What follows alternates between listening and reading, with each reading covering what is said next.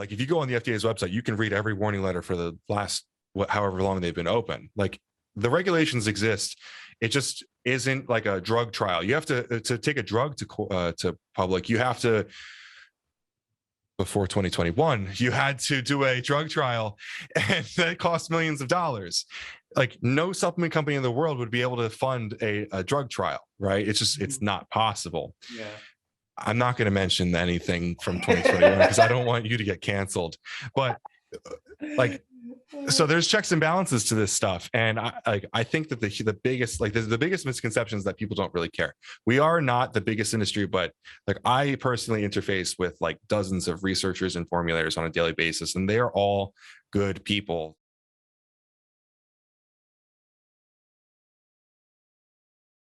Sure. What tells you? Yeah. Holy shit. That's new too. I didn't know it did that. Yeah, that I found out when I started doing the podcast again, because I stopped in January, and then restarted back up in like August. And when I started back up again, I hit the record for the first time, and me and the guest were like, yeah, you hear that? Like, well, we the other person gets a pop-up. Did you know you get like a little screen that pops up? Yeah, I get that too. That makes so much sense, because yesterday I was podcasting and the guy was like, I just had a thing pop up, and I was like, no, you didn't. What are you talking about? So it was real. That's funny. Yeah. It's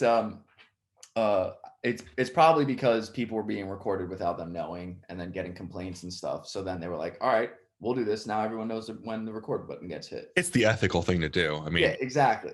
Yeah. Right. So you don't get in your the Clippers owner into that situation. Oh yeah.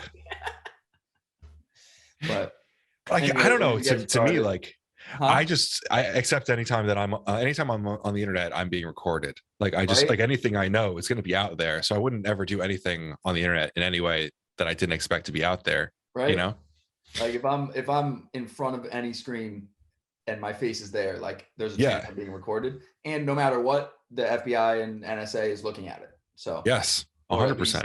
Or at least if we say something that's a buzzword, they will look at it, you know? Dude, so like this recording is occurring on a server, right? Like we feed into the server, and then we're getting this from the server. Like there's no way Zoom isn't saving all of this.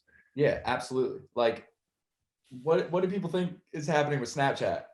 Yeah, there's no way it's not being saved. Yeah, it's all there. And if the government wants it, they'll get it. It's fine. Yeah, absolutely. I accept these things. You know what I mean? Mm-hmm. I have Alexa in my condo, and my partner was making fun of me. My partner's like super like he like brought me into the world of like understanding how fucked we are on the internet. He's a software engineer by trade. Yeah. And so he like started making fun of me. He was like, you know, they're listening to you. Like, and I was like, dude, I have an iPhone in my pocket. Like they've been listening to me, you know, like the least I can do is have my fucking Alexa turn on my Roomba in the other room without me having to go in there. Like, yeah, right. Without having to hit a button, just Alexa or Siri or Google or dude, whatever. I have all of my lights on that stuff for me. Yes. Do you? This is weird. Do you sleep with the fan on you? Ceiling fan on. Did you ever like lay down and remember that you forgot to put the fan on?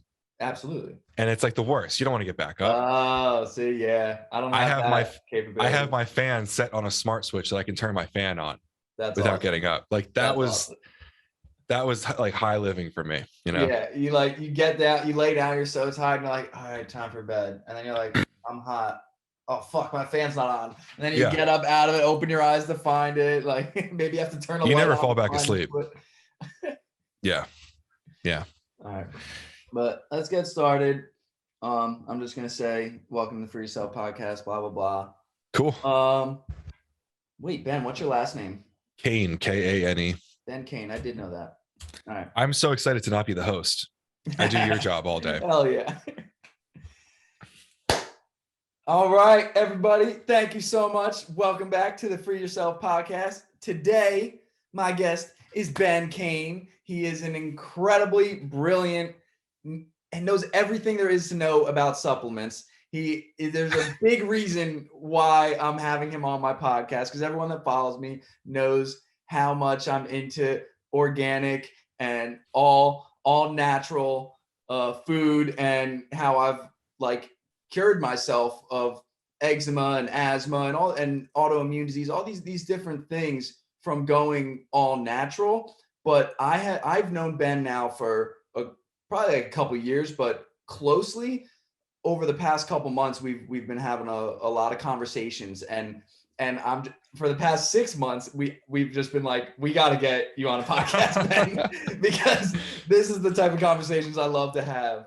And once again, I'm Ryan Janni. I'm your host. I'm the Naked DJ, and I'm one half of the remote controllers. Shout out to my man Chris D'Souza.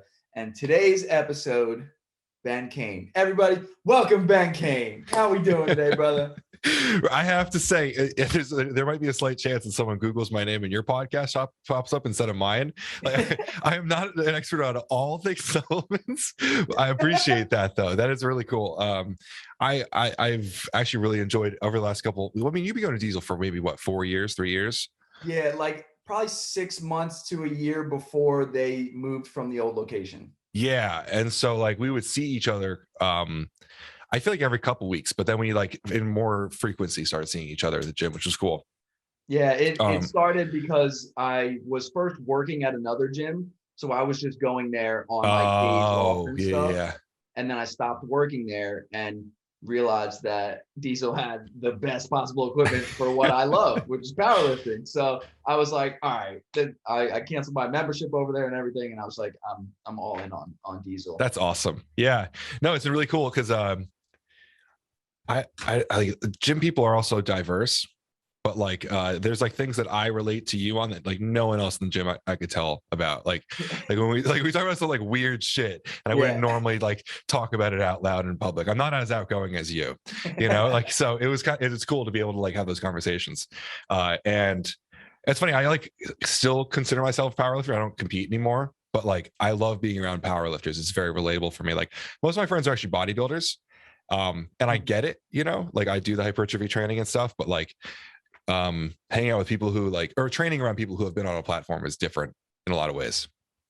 Absolutely, man. There's a whole, I can relate it to bodybuilders too, because yes, they go on stage, but they're two totally different sports, and people that are outside of the powerlifting and bodybuilding world think that it's all fitness. Like they even CrossFit is even looped in with that. And like, we don't even need to talk about that, but like, it's a whole, it's the pressure and all the people watching you. But then also what's so cool about powerlifting is how supportive of each other everyone is. Like, yes, we're competing against each other, but everyone wants you to hit the numbers you're going for. Yeah. You know, it's pretty cool because I feel like both of the groups, bodybuilders and powerlifters, like always say to each other, like, "Hey, you should try this sometime," or like, "I know I should," like, because they're very close, right? We both do a lot of similar training. We do the same training day to day. We just do a different thing in the competition. But being around people who have like, you know, died in 9 hours, like doing those 9 lifts, it's like it's horrible. You know what I mean? And like there's a certain amount of relation to other people who have done that. You know. Yeah, man, because that's the ultimate. Like, I can't think of anything else that asks that much of you. Like your absolute max lift in the 3 biggest compound lifts, like you're the maximum you can do or fail and die. Yeah. Like I know there's a lot of athletes that are gonna say, well, my sport does that too and stuff, but us as people who have done this, I can only pull from that experience, right? Like my max effort in powerlifting is very different than my max effort hockey growing up, like and playing in college and stuff. It's very different. You know, like sports all test different parts of us, but I can't think of anything, and I'm sure, you know, if anyone listens to this, I'm sure someone can think of something that's more, but with powerlifting, I consider it to be the biggest taxing sport on your central nervous system. Just CNS. Like I've gotten sick after my last 3 meets, like horribly sick, just because. So I couldn't. It's not because like how specifically like puking my guts up. Okay. And it's actually kind of interesting. Mike Israetel did a whole post a couple weeks ago. Was it Mike Israetel? Mike Israetel been talking a lot about puking during training a lot, and he was explaining that this is about to take us into a hole. Just so you know, that people puking in the gym is not for any other reason than the amount of lactic acid that builds up in your body, and your body has like an overall scale of alkalinity. And if it hits a certain point, it will purge to try to get rid of acidity. And what's like the most acidic part of your body is your stomach. So it just pumps your stomach out, and that lowers your overall acidity. And that's why bigger dudes, like you see like really hardcore videos of like super fucking huge dudes puking during leg day. It's because like as a muscle gets bigger, it produces more lactic acid. So these like muscle bound freaks doing leg days. There's a popular ad going out right now from Gasp Apparel. That's like Keon and another dude just hurling their brains out during a leg day. It's because they have so much lactic acid building up in their body, and their body's just purging it. It's not unhealthy. It's just weird. That's so cool. Cause I did like, I never would have, like, I don't know if I ever would have known that fact. Cause I never would have, that's not really something that I've ever, looked up. Like how I got sick after. And another reason why this conversation is going to be great is because on that day, I was sick to my stomach, but it was, and this is funny. I had broken up with a girl like 2 months prior to it. Okay. But we were both training powerlifting, and I wasn't sure if she was going to be in the competition too, but like we had the same trainer and everything. And so it was kind of building up to that. So I got to the competition and I see her. And that is so stressful. Bro, I would have dropped meat, to be real honest with you. I'm like, fuck it, I'm going to do another one. Like, and it was, I got there and already was like so nervous because it was my first like official meet. Yeah. And I'm like, I had, it was, you get there early in the morning, right? Like you got to be there like 8 o'clock in the morning. And thank God I weighed in the day before, so I didn't have to be there like 6 to weigh in, Yeah. But I woke up and like, I don't really do well with taking in much other than like a bunch of water when I wake up. Like it's usually like 2 or 3 hours later that I'm like, all right, now I can eat something. Yes. And so I had like a cup of coffee, a bunch of water, and a banana before I got there. And then I get there and I see her and I'm just like sick to my stomach. But I'm like, I just got to be like happy and act like nothing's wrong. And, and just like, I said hi, gave her a hug, and like the whole meet, like all of us, there's like 6 of us that knew each other, that were all, like motivating each other. So like the whole time I'm like sick to my stomach. Now on meet day, sick to my stomach, I need to get calories in. Like, yeah. So I'm like nibbling on stuff, and like nothing wants to stay down. So I'm not throwing up, but I'm like, I know I have no calories in me. So I ask my buddy for his pre-workout, and I take his pre-workout, and like all, so like the cool thing is like I hit a PR on my squat and my deadlift, and like it was WMPF, and see this is the weird part about this meet. Like it was WMPF. So it's not USAPL. So we both know one person in my weight class that lifts more than me, but still technically I set the New Jersey state record for my weight class in deadlift, and I got best overall lifter and won my weight class that day. So it was a freaking wild like meet. Like, that's awesome, dude. It was great. But then you won best lifter like overall? Yeah. That is so cool. I've never won best lifter. Like that is so cool. You just got to go down to the 165 pound weight class. Bro, I'm like, you never see big dudes winning best lifters, and I've always wanted to win one of those. Like I'm not a competitive person, like at the competitions. Like in general, I am a very competitive person, but in like at those competitions, I'm just showing up for myself those days. But I've always wanted to win. That's so cool. I'm so happy for you. Yeah, it was. I cried. I was like, that's really cool. You know me, man. Like with that whole story, like the whole build up to that, I thought you were like, my ex showed up and I didn't eat anything. I had this pre-workout and I shit my pants and I didn't finish the meet. Like all things considered, that's a fucking insane story. Dude, and it didn't feel real. Like, you know, like It sounds like a dream. Like that does not sound like, that sounds like a, like you pulled it out. Like that's sick. It still gives me like I got chills right now, like thinking about it and stuff. And to know that like that's the perfect example and something that I need to remember that I can go back to and pull from, that like I can do anything no matter the circumstance type of thing. Like a real physical example of a time that I actually did it, not just saying that to someone. Yeah. Like, look, I really had everything stacked against me and wasn't eating, and yet 465 squat, 565 dead. And then the bench was disappointing for me. I only hit 275 and it was my first lift, but you know, all things considered, Dude, like I still I've never really had, I've had one of those. It's like, I'm very goal oriented. Like I set very attainable goals and I learned, like research how to get there, and I either get there or I don't set my goals correctly and I miss it. Like I'm never mad at myself. It's always a learning experience. Like that's just how I've always been.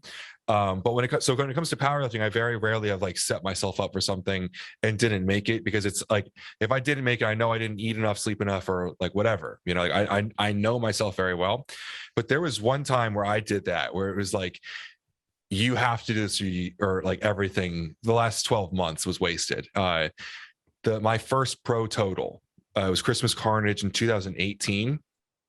I squatted a 75-pound PR. The 9 months earlier, I had squatted 600. We showed up 9 months later and I squatted a 675. And like at 600 pounds, you don't, like, that's almost a 10% PR. At over 600 pounds, it doesn't happen. Does not happen. Yeah. And dude, for reference for everybody, when I hit my 465 PR, my PR before that was 455. Yeah. Like you don't hit 75-pound PRs like that, you know, like it was in under a year. It was fucking insane. So that was the year that I had started Conjugate. Like, and so like everyone that made fun of me that year for the bands and the chains that month, like they shut up, because I came back. I was like, I qualified so like, this is the rest of the story. I squat 75-pound PR squat, and unknowing to me, I actually tweaked my hamstring during it. I didn't know that until like my third bench, it lit up on me. Like I used to bench on my toes and tuck really hard, and my hamstring cramped up so hard. But I finished the bench and I was like, I definitely hurt my hamstring. So warming up for deadlifts, like my hamstring was killing me. And this is the really weird thing. I have no physiological explanation for what happened to me, because I was fine a week later. My hamstring felt like it had been torn off the bone, but there was no bruising, no anything. It just really fucking hurt until I had the bar in my hands. If I had a barbell in my hands, if there was a weight on me, it didn't hurt. But I had to warm up. And I needed 665 to qualify for the Arnold. And I was on the phone with my coach, and I was like, look, dude, like this whole 9 months, I didn't give a fuck about, can I curse on this podcast? Is that all right? Yeah, I was like, I didn't care about the squat. I wanted the total, because I wanted to go to the Arnold. Like my lifelong goal was to powerlift the Arnold. And in the RPS, that's not easy. I know the USAPL has a couple low qualifying totals. Like this, it was a 1750 total that I needed. And so I was like, all right, but like, I can get to the bar. As long as I can get to the bar, I'm cool. So an old buddy of mine that used to go to Diesel came over. He gave me like a floss band, you know, like those athletic bands. They're like rubbery, and it's for flossing. You basically wrap your thigh with it and pull it like a tourniquet, almost like lighter than a tourniquet. Yeah. I know. It puts compression on it and a little bit of occlusion.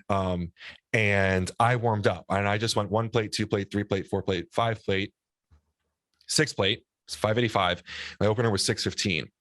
I walked out. I had to take the band off, and all of a sudden it started hurting. I walked up. I ripped 615 off the ground, because my thought process was, I need to spend as little amount of time under load so I don't tear my hamstring. Like I was really concerned I was going to tear my hamstring like fully doing this, but it like wasn't worth me like not trying. I was ready to go to the hospital if I didn't get this.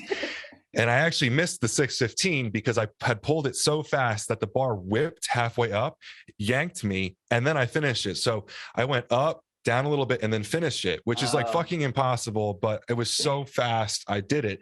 But they gave me downward motion. Yeah. I was like, all right, cool, 665. And they were like, yo, if you miss 665, you bomb out because you missed your opener. And I literally was just like, I don't care. Like if I either make it to the Arnold or I don't. and I destroyed the 665. I smoked it. And I shut it down. I still had a third, and everyone was like, why don't you go 700? I literally only cared about the total. Like it's the only time I've ever passed on a third ever. I always go for the third. And that day I was like, I think God just did something for me, and I'm going to go home with this. So you qualified for the Arnold without doing your third. Yeah. Jesus. And I could have gone like that day. I think I had a decent pull in me. And it's just weird because if you listen to old powerlifters, like what old West Siders, they say that shit all the time. They're like, I had 800 that day. This other day I didn't have it. And I never understood that, because to me it was like a merit-based sport. I had worked for it, and I should always fucking have it from now on.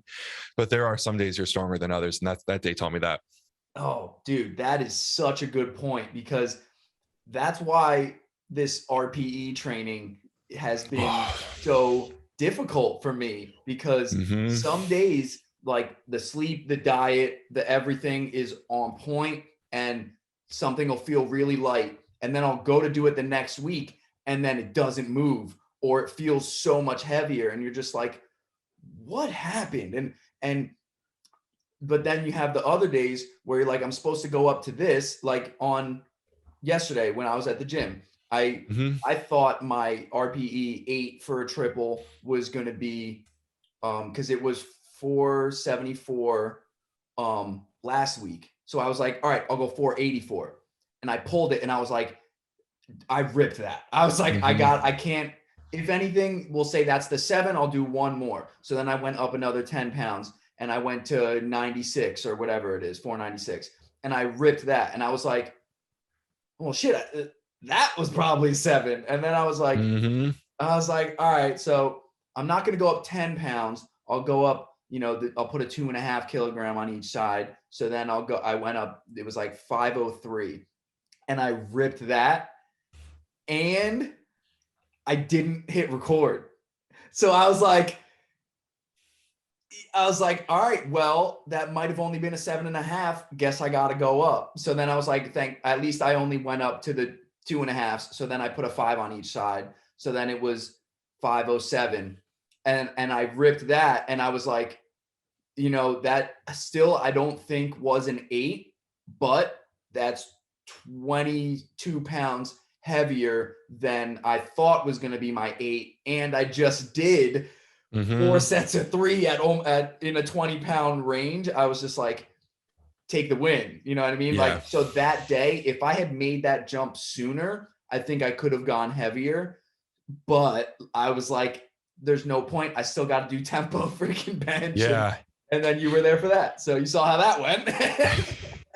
You have to take what you have some days, dude. You know what I mean? Like, and I like the way that you make points for it. Like I can tell you like logically think to yourself, is this a good or bad decision? You're like, well, for 1, 2, and 3, like that's the fact that you can justify that shows that you're a mature lifter. Like that's really good. That's the difference between 31-year-old Ryan and 25-year-old Ryan.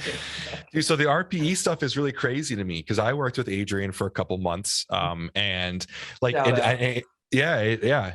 And so it's funny because I love Adrian. He's so cool, and he's so funny. I mean, I love the way that he can take criticism, because I don't necessarily agree with all of the training he would give everyone.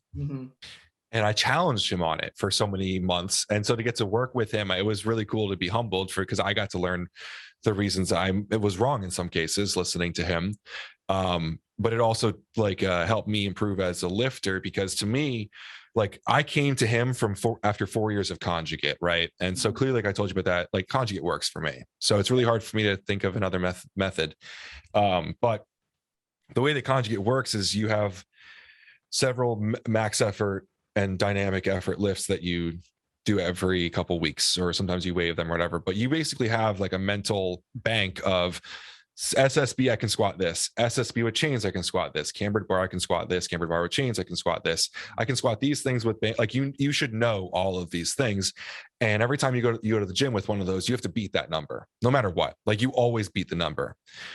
And so to go to a training system like Adrian's, I don't know exactly what you call it, but like an RPE based training system that Adrian works on, where he like basically builds up fatigue and makes you stronger while fatigue is there, so that when you remove the fatigue, you're stronger. Really fucked with my head, because at some points I was regressing, but then like 4 weeks in, all of a sudden I'd be like below. Like Adrian maintains that he would have had me benching by January, I think like 500. And I've only ever benched like 420. Like he was so sure I was going to pop like a 40-pound PR on bench, which I want to get back to working with Adrian sometime soon. I had to kind of remove myself from the gym for a little bit and take care of like work for a little bit. But like I've gotten back into it. I'm excited to try it again, because what you're talking about is just bizarre to me. Like some days you're just not strong, and that pisses me off. Yeah. You know, like you come in, you're like, I know I can bench this for this. And the thing is, I don't know, like if the variation is like, it's bench press with a pause. I don't know what bench press with a pause while yesterday you benched with another pause. I don't know what that lift is for me. You know, like you have to start to think like, how strong was I the last time I benched 2 days in a row? Okay, I'm stronger than that at least. See, well, that's the beauty of he doesn't, or so the training method that I use, we keep the same. So it goes in blocks, you know. And so right now I'm in block 3, and for block 3, I'm doing the same thing for 4 weeks. And but what happens is either the RPE will go up the next week, or the and the percentage for the back offs will shrink. So so it's the same lift. So you have a good judge of, okay, I did this last week. I know I can do that because I did it last week. So this week I'm going to hit that, and it'll always be, so I did a 6 and 7 last week, 1 set of 3, 1 set of 3. This week it's going to be 7 and 8. So I know that top, I'm going to take that again, and it better be a 7. And now I'm going to go up, and it better be an 8. It's so there's that's a very simplified way of looking at it. And then after that 4-week block, we'll either do a deload or go right into another block where it's now different. So it's almost like elongating the conjugate because conjugate's like 2 weeks, right? Mine's a little bit different. I'll explain. I like where you're going with it. Like, just keep the thought process. So then I'll go to we'll switch up. So instead of on Monday doing like last block, I was doing comp squat on Monday. Now I'm doing pause squat on Monday. Pretty much all the same RPEs, but now the weight's going to be different, right? Because it's pausing at the bottom. And he assesses where I excelled, and will either keep that day going or that specific part of the lift going. So it's a good way to, it's also taking into account we're going to now confuse and shock the muscle because we're not doing the same thing again. Because that's, you know, people talk about muscle confusion and all of that. So which is I think an overused term, but when used the right way, it absolutely works. Yeah, I get what you mean. So you mentioned like the 3-week waves that Conjugate uses. So that's like more specific really to like the geared thought process, a lot of like West Side stuff. Like I train Conjugate, which in West Side I would say is a part of Conjugate. Not all Conjugate is West Side, but they do. So Louis Simmons, the creator of West Side, like kind of believes in Conjugate over your method for specifically that reason. Actually, ironically, he has these waves of speed work and the dynamic effort. Because if you watch West Side versus the World, have you ever seen that movie? Yeah, amazing. So like so at the beginning they have this bar line graph. So where like the intensity goes up and the volume goes down, you end up like really kind of unfit at the end. So when you add in the dynamic work each week, you're keeping your speed and fitness up, and you can just basically max out on stuff all the time, and it's not really the healthiest way to do it. But it's interesting because I like the way that Adrian does it, and I like Conjugate as well. I just don't know which one I like. I don't psychologically enjoy Adrian's training as much as I like West Side. Like Conjugate, you get to max out all the fuck time. Like, what's not fun about that? And I did that. I'm not kidding. Like I did max out every week. with like maybe every 16th week I would do a deload. I did that for like 3 years straight. Like I never took a lightweight for 3 years. Like it was the most fun I've ever had in training ever, but it's not really sustainable, you know? And that's kind of like the fun, ironically, also the main argument against like this progressive overload idea. That's just really the overarching theme of Adrian's. Like if you're like, if you just add 5 pounds a month for the rest of the time, like, yeah, you'll have a 700-pound bench press, but like at some point, like you're going to hit a plateau and you need to play with things. And that's, I think, where I'm really excited, because Adrian mentioned he might be bringing some conjugate stuff into Frank's training, like with some bands and stuff. And I think that's like my answer to that question with progression. Like you can't just progress to the end of time. So you have to like throw in these variations, like special bars and chains and stuff, which really gets me excited. Yeah.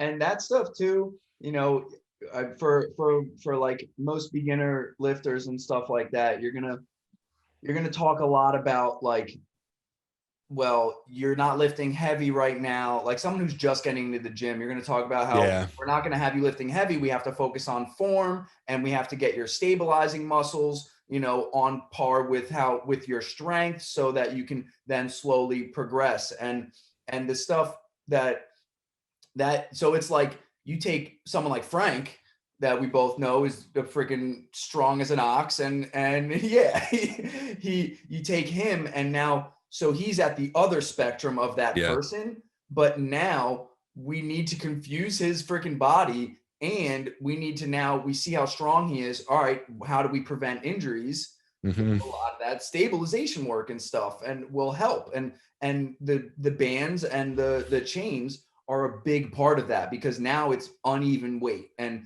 or not so much uneven, but well, I guess uneven is the only word I can You're right. It's unstable, and it's also, it's called accommodating resistance too, which is as you stand up, it gets higher, which accommodates the strength curve, because the top of a lift. So if you don't notice, if you don't accelerate through a squat, you actually slow down.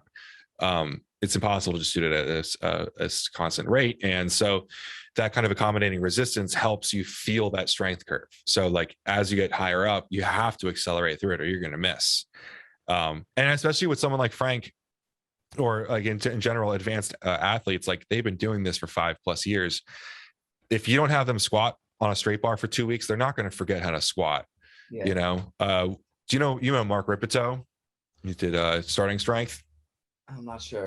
Mark Ripito is like a legendary strength guy, and he was working with CrossFit early on. And like, dude, Mark Ripito is like one of the smartest dudes in strength training. Like people disagree with him, and you can absolutely disagree with some of his concepts. I don't agree with all of them, but like you can't disagree with him and say he doesn't know what he's talking about. Like 100% knows what he's talking about. And he left CrossFit in 2013, I think it was, because so CrossFit is supposed to be constantly varied fitness, I think is the motto or something like that. It's constantly varied. It's the big thing. But his answer was like, if you don't clean and jerk for 6 weeks, most beginner lifters will forget completely how to clean and jerk. Like 6 weeks is a month and a half. Like you have to be doing these big moves at least every 3rd week. But like as you get further away, like into Frank's situation, he's been doing this for 5 years. He can take time and go do other things. He'll come back and squat 700 pounds. It's not a problem. That's what makes it really fun. Freaking wild. But that's the fun. That's the most fun part of this whole conjugate thing, is you spend like 50. There's like, for instance, me squatting. You ever see I always squat on a Duffalo bar? Like you've never seen me squat on a straight bar. Like I squat low bar and I get really bad bicep tendonitis. So I only straight bar squat maybe twice a year. But like those twice a year, like I hit like, again, 75-pound PR. Like I just show up and do it. Okay, so you save. So well, you're not competing anymore, you said, but so you were the person who would save that straight bar lift for the competition when you were. I would literally start straight bar squatting like 3 weeks out.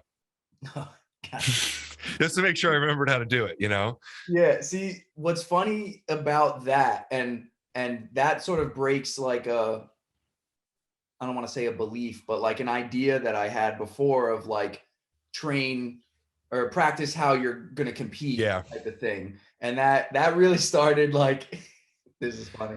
That really started in college where it was like, study on Adderall, take the test on Adderall.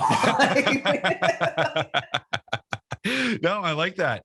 No, I actually don't disagree with you. Here, there's a catch to it though. Okay. You You never notice I never do pause deadlifts. I've never done a pause deadlift in front of you. Like, you've seen me deadlift a lot of times. I've never paused one. I think that in the defense of that, I haven't seen many people. Oh, I feel like everyone at Diesel pause deadlifts. I'm sorry, pause deadlifts. I feel like everyone pauses their deadlifts. Like, it's the huge thing to do. I think you have to train the motor pattern exactly the same. Like, I don't pause weirdly. I don't do tempos. I did tempos for Adrian. He wanted those kinds of things, but like, I did it because he wanted it for his training. But like, in my writing, I don't believe in that stuff, because you're teaching your body to do something that you're not going to do on game day. I get that a lot. And because with squatting, every time where I've hit any sort of PR, it was like I blacked out and just went in the hole and came up. It wasn't ever so. But when I struggle with squatting in the gym, it's when I'm overthinking it. I think it feels heavy, so then I'm hesitant to go into the hole, and I go down too slow, and now it is heavy because I went too slow. Unless I'm taking a lower weight, because Adrian was like, you got to do 3 seconds down, 1 second, and then up, and so like that. So you kind of you're overthinking. Like, when you hit these big weights, the only time you've ever had a bad time is because you're like, this is 100%, I have to do it. So like, all right, so this is my final nail in the coffin about we can talk about any nutrition stuff you want. I want to make sure, because I know you want nutrition talk, but my final thing for conjugate, like the 100%, this is the number one reason I think people should do it, is because it teaches you to strain. Because when you look at a lot of these fatigue based lifters, or like frequency, or like whatever, a lot of the time, I'm not saying all of them, Adrian has some heavy lifts in his and stuff, but a lot of the time people are never under like 90+% until they get close to the meet, and these kids get afraid. Like I get it. When I saw 700 on the bar, I was nervous, but like, you need to learn how to strain. That's all it is. Like, most people, I'd say 95% of people bail out, they would have gotten the lift. Like, people need to learn how to like strap their balls in and do some shit, and like, conjugate taught me that, because it's like, motherfucker, there's 180 chance on the bar. Like, you have to squat this or you're gonna die. Like, there's a lot of lifts, like, you walk them out, you're like, I could break my hip, And I don't think that a lot of training systems teach people that. I think that like healthy amount of fear in the training is really important to making kids better lifters. I've heard you say something sort of like this, in different words before. And I think that's where my stuff outside of the gym has really helped me. Like, once I learned that like your thoughts create your reality, and that type of stuff, I then was able to start training myself and in my meditations to be like, okay, so when I wake up in the morning, that's when I'm in like whatever it's called, theta brainwave. So that's when I need to start retraining thoughts, instead of like, oh my God, I'm so tired. It's like, no, like, right now is my time to meditate. Right now is my time to do this. And then also, when I said it out loud, that when I'm going into my lift, I'm looking at it, I'm like, fuck, this is heavy. That's when Sean Nixon, who has been, my guru for freaking 6-7 years now, he was like, that's your only problem. He's like, Ryan, you've been squatting and deadlifting and benching for how long now? He's like, yeah, we've done some tweaks to your form and stuff, and you've had to relearn that. He's like, but if you're going into the lift thinking, oh my God, this is heavy, it's going to feel heavy. It's not going to be like, oh my God, this is heavy, and then get under it. Oh, it's not that heavy, like, it's gonna. So then I started listening to a lot more happy music before my lifts. So like before, I was a big believer in, I don't use headphones because I don't want that to be an added thing for my adrenaline, because then that's not really my strength type of thing. But then I started realizing, well, it's like I can use this to my advantage to train my body and to get my body under heavier weight, so that when I get to a competition, that weight is more familiar and stuff like that. And then the example is yesterday doing the tempos when I grinded that rep out. Like me, even a year ago, I wouldn't have even dreamt of doing a set of 3 tempo at 275, because 2019 Ryan in the competition, I hit 275 and then I failed 295 and failed 295 for my second and third attempts. So, but the for the past 6 months that I've been working with Adrian and his method, I've seen myself hit higher numbers than that, and then I've done the last week I did 265 for 3 on tempo, and I was like, you know what, like Ryan, I've hit 275 for the day before I hit it for 5 reps. I've hit it for 5 before. I've hit it for 6. I was like, no matter what, like if I want to get the numbers that I want to hit, I have to do this. So that was my mindset going into it. And then I also know that I have a tendency to go back to my old ways of straight up and down benching instead of moving it backwards as I'm coming up. And when I went for that 3rd rep and I felt myself go straight up and it got stuck, I then knew in my head, throw it back. Throw it back. So then like I went back and then it was like this, and then like but I a couple 6 months ago, Ryan, I would have been like, Ben, take it. Yeah. Instead of being like, no, like you're strong enough to do this. Like you did the wrong thing at first. So let's see if we can compensate. And so I do hear what you're saying with, in your form of train the same way that you're going to compete. And, I think for me, the biggest thing was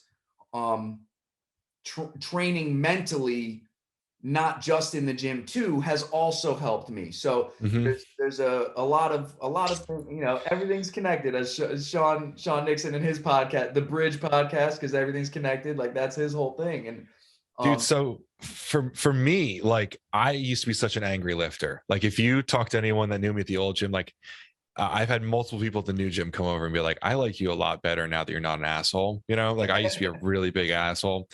But like I used to always be so mad when I was training and I hated everyone. And I've always been like a shit talker, but it's been really good for me over honestly 2020. I did a lot of things for myself. I changed a lot the way that I think about myself. I started to meditate, and I faced a lot of like really nasty things about myself and fixed myself from the inside out, which was really good for me. And it completely changed the way that I see training, which is probably why I don't want to compete anymore, because 2019 was the last time I competed, and then early 2020 was when I made these changes. But now I have so much more fun. Like, and it's funny because I still shit talk in the gym, but it's fun. It's fun, friendly stuff. Like it actually is team building stuff. Like if you watch, I did this 565 deadlift for 8 the other day, RDL with Adrian. Not deadlift, RDL. I've been very different. I've been like trying to make a play at like lifting heavy again, but with a better mindset about it. And it's so funny because like I'm strapping up and Adrian's sitting right next to me. And he's like, dude, Adrian just talks and stuff comes out. And I don't remember what he was saying, but it was like some silly stuff. He was like making fun of me while I was strapping up and stuff. And if I actually uploaded the video to Instagram, because it's so funny. You can't really hear it unless you're listening for it. If you go and listen for it, as I'm strapping up, he's like, no. And I go, Adrian, shut the fuck up. And I just started pulling. And like, he was just like laughing. It was like, he knew it was funny, but like, I still like to fire myself. There's like a certain confidence you need to have going into these things. And so I'll just have like fun shit talk with Adrian and other people around me. And it's fun. It's like, it's not ill intention. Like back in the day, like I like really enjoyed like getting into real competitions in the gym. But that's just like, that's just the kind of competition I had. Like I wanted to have people that like wanted to like race with me to 700 and stuff, which is fun. But I took it too far. And so like now it's a lot healthier for me. And I totally understand what you mean, because like listening to happy music, like my like squat songs. I think we all have a song for like our squats and stuff, right? Like my squat song used to be like horribly violent metal, and now I listen to my current PR song for squats, which I've used for everyone. When I squatted 700 on that cambered bar, and when I squatted 650 for 5 on that cambered bar, I was listening to "Shoot to Thrill" by AC/DC. Hell yeah. Which is like just such a fun song. Like it's rock and roll, but it's just like a good feeling song. And I'm not kidding. Like I put it on the gym stereo and I go over and I sit down. And as I wrap my knees, every time I'm doing that, I honestly think to myself how thankful I am to have something that's so good for my life, that's lifting. Like it keeps me so happy and stuff. And dude, I get under 700 pounds. I'm not afraid at all. I'm just having a good time with it. And back in the day, like it was so nerve wracking because I like, with those highs come lows, you know, like when you're like really, really hyping yourself up, and the super negative thoughts really do bring a lot of highs and lows with them. And I just have so much more fun now. Like, it's just like every day in the gym is just a blessing. Well, I can definitely tell you from my point of view, like I think a big, reason why we didn't talk so much before was, oh, for sure, my what I thought of you was that you were angry, and I was like, this guy's never gonna like me. Like that. I was just like, he's not here to make friends with me. You know what I mean? Like that's. But then over the since really, I guess since quarantine, like you said, we've had a lot of conversations, and I've seen. So I'm trying to give you a compliment. I'm trying to tell you, Thank you. I've seen that change. And now if you like the conversation we had yesterday, like if you were poking at me like that with the total for your weight class and stuff, if that happened in 2019, I would have felt so much worse about it, right? No, yeah, I felt so bad about the way the conversation went because I didn't really mean it that way. It was just, I was just like stating like how I feel about something, you know. And it was, and I mean, it's perfectly understandable for someone who those lifts have been in your life,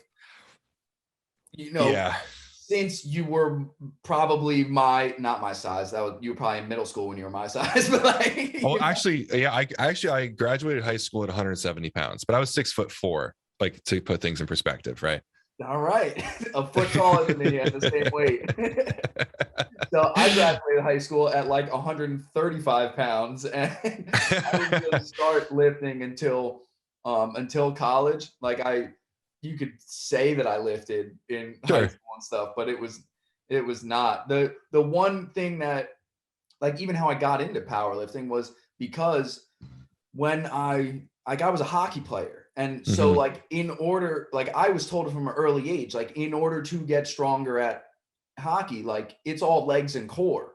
So like so many people I knew were doing chest and buys, and that was it. Yeah. And I was like, guys, that literally is not going to help me like at all. Like I have to deadlift, I have to squat, and I have to fucking do all these crazy freaking core exercises and stuff, because that's what this guy who played college hockey and is my coach now said he did in order to get stronger.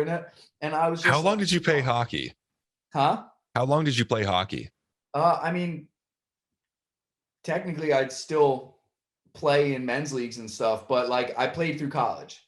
Okay, so like it's crazy to me that like you played a sport that you cared enough about that you like practiced GPP for, like you did the other things for, like you went and strength trained.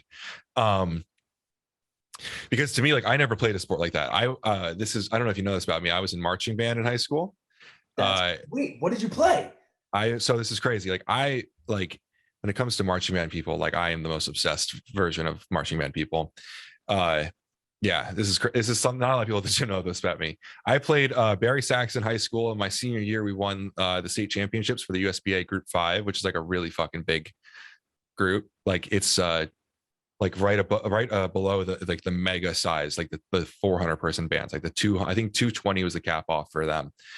We won the state champions for that. Baritone sax? Yeah. That's and such a sick instrument too. Yeah. So my instructor in high school, Mr. K, he's like, so there's this thing above marching band called Drum Corps. It's like drum and bugle corps. Mhm. And he's like a legend in that circuit. And so like all high school, like all I wanted to do when I got out of high school was go be in drum corps. And so my freshman year of college, I signed up to the Rutgers marching band. I played in the Rutgers marching band, and I actually switched over to tuba. I learned tuba during band camp. And yeah, So sick, dude. yeah, and like being a tuba at Rutgers is like kind of a big, not like a big deal outside of the band, but like the tubas have like a society called Tri-Chi. It's like their own little fraternity that they're like part of and stuff. And it's like a really big deal to them. And so that was really transformative for me. And then my summer of my freshman year afterwards, I started playing it in a local, actually, it's funny. I moved to West Windsor and I was in the Windsor Regiment for drum and bugle corps. Like I love marching band, Hell yeah. but we didn't like lift or anything for that. Even though I had to like sprint with a 50-pound tuba on my shoulder.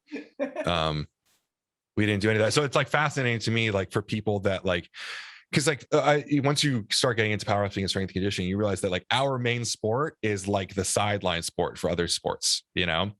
So like, it's fascinating to me that you played a sport that you were interested in enough that you were willing to invest time in the gym for. Yeah. Well, see, here's the thing. Like in middle school, I was convinced I was going to the NHL. Like, Wow. I've talked about this a lot. Like when I was in high school and I had a coach my junior year that like pointed out, he was like, honestly, like it's not like any of you guys are going to the NHL, like all that. And I took it like really to heart. I was like, no, like that's why I'm practicing. That's why I'm lifting, because I know one day, like I'm going to continue to get better, and then I'm going to play through college, and then I'm going to get drafted. And like, that's going to be what happened. And then that sort of like, it hit me like, it was the most like disappointing thing for me to hear. I was so, and at such like an impressionable age where like this coach was also like the coolest guy. Like, you know what I mean? Like he was like a rebel in high school and got like, this is such a bad, so he's not the coolest guy, right? What I pictured was the coolest guy was like the rebel that got kicked off the team, that didn't say yet, like went against authority, like all this stuff. Like I was, you know, completely different definition of cool back then for me. And for him to say that, and then I still was like, I was really good, but I was I transferred from Notre Dame High School to Heightstown High School because, you know, I thought I was much better than what the coach at Notre Dame thought. And I got cut from the varsity team my junior year when I got told to come to Notre Dame because I played hockey and because it was a good hockey team. So I thought I was going to be varsity from day one. And I was junior varsity freshman year. I was like, all right, I get it. You know, I'm a freshman and I'm 5 foot maybe. And at that point I was like 100 pounds soaking wet, maybe. And then sophomore year, I got put back on junior varsity, and I was like, all right, underclassmen, okay. Then that year, I played for a U16 team where I was the captain, and I had a bunch of guys on my team that played for Notre Dame High School's coach, like on my travel team. So then the next year, when I was a junior, all those kids that I was the captain of made the team, and I got cut because it's the same coach. And so there was a lot of politics there. Wow. And I was like, this is like such bullshit. And then I got the answer of like, you need to work on what you do without the puck. Like you're good when you have the puck and all. And I was just, I took it as like, I was so fucking pissed off. And this is this is the year after my, you know, travel coach was like, it's not like you guys are going to the NHL and stuff. And so like, I went through, you know, people that follow me know my closest friends and family, like know through, like I went through like a addiction and stuff. And like, I'm maybe you saw the post. I just celebrated 7 years clean from it. And a big part of that was like my whole identity was hockey player. Right. So like when that wasn't going to happen, like I didn't know what to do. And then marijuana started the oh my God, like I can be happy and be Hmm. free of this, I'm not thinking about that stuff anymore. Until then I was alone at the end of the night and still high, and it was and then it was Right. darker hole. But the big thing with that was, so I went to my Hightstown high school, and then I was already, like, yes, I was really good, but then I was starting to, dabble Yeah. in some bad stuff. And luckily, like, I still was good enough to get recruited by a couple different colleges, and I went to Westchester University. You went to Westchester? I didn't know that. Yeah, Cool. shout out Golden Rams. I love that. I love that place so much. I stayed for 5 years, And Well, dude, congrats. I didn't know it was 7 years. I knew it was some years. I just didn't know how many. That's really incredible. Yeah, I appreciate that, man. I was hesitant to even make the post about it because of, I mean, from a lot of our talks, I don't know how much you want out there about what we've talked about, but I'm really much more open-minded to um we'll say plant medicines and stuff like Hmm. that now, but I'm still very hesitant because of my background with Yeah. medicines and stuff like that. And so it's me, I've been trying to find, like, meditation was the first thing that I found in recovery that like made me be like, oh shit, I can get Yeah. high without taking a substance. Like it was like a new drug for me, and like I went all in on that. And but then Have you seen Russell Brand's Joe Rogan clip where he talks about this? Where he talks about, he's like, it's so funny. Joe Rogan's like, because he has CBD, and I yeah, love Russell Brand. He's so funny. It's like, so you're telling me that this is CBD and this, and right? He's like, and Rogan's like, yeah, but like, if you drink that, like, you're not going to get high. He's like, what if I drank the whole bottle? He's like, I don't know, maybe a little bit. He's like, I would buy 5 bottles and drink all of them just to get high. mhm. He's like, if there is a possibility of me finding an inappropriate amount of like enjoyment after this, I will figure it out. And that painted things differently for me. I have an extremely close friend, Corey Bruckner, who you would love. She's a yoga director at a uh, Lifetime up in North Jersey, and she's so cool. She's a figure competitor now, and she's a recovering alcoholic, and she does all sorts of like yoga with addicts and stuff. It's like she gives back a ridiculous amount of time to that community. I she seems like she spends more time on that than I have like time in the day ever. Like there's people that are that committed. But anyway, she has said to me, like, because I've mentioned like, why don't, like, if you ever have stress, like, why don't you like consider marijuana or whatever? And she's like, I don't consider those things to be like a medicine. Like, that's a drug, and if I'm going to help other people, I can't be setting that kind of example. And I don't know, it's funny, I don't think of plant medicines like that at all. Yeah. I can abuse marijuana, but I don't feel as though it gives me enough of anything that I'm stuck with it. Like, it's a habit, it's not a substance to me. Like, I really enjoy, like, it's not just marijuana that I enjoy, it's winding down for the end of the day that I enjoy. It's laying down on the couch with like a whole sub that I enjoy, and I can still do those things without the marijuana. It just kind of enhances that. So I've had an easy time removing that habit if needed. But other people know themselves well enough to not be sure about it. It's kind of interesting. Yeah, it's like, because the first, quote unquote drug that I tried and still have trouble with today was dipping, like chewing tobacco. Great point. And it is absolutely an addiction to the habit of doing it. Like there's no high per Mm-hmm. se from dipping. Like when it first started, it made you feel like you were drunk. Like that, because Yes. such a high concentration of nicotine. And so I now have a much easier time with curbing the amount of it that I would do, but it's harder for me to stop completely. Like I've taken years off from it and then just been like, I'm driving down to North Carolina, I'm gonna get a tin, and then I couldn't stop for like 6 months, and then I finally was like, I'm just done. So like I go back and forth with it. I did the dipping thing too. And I smoke cigars like you do too, right? Like, and I had a vaping period in between those. I don't know if you went through that period as well. Most of us did. Oh yeah. So for me, it was the habit, and I can replace the habit is the thing. Like for me, dipping was like driving to the beach with a dip, like Southern Comfort. Or what is it? Copenhagen. It's the Copenhagen. Is that Southern Comfort?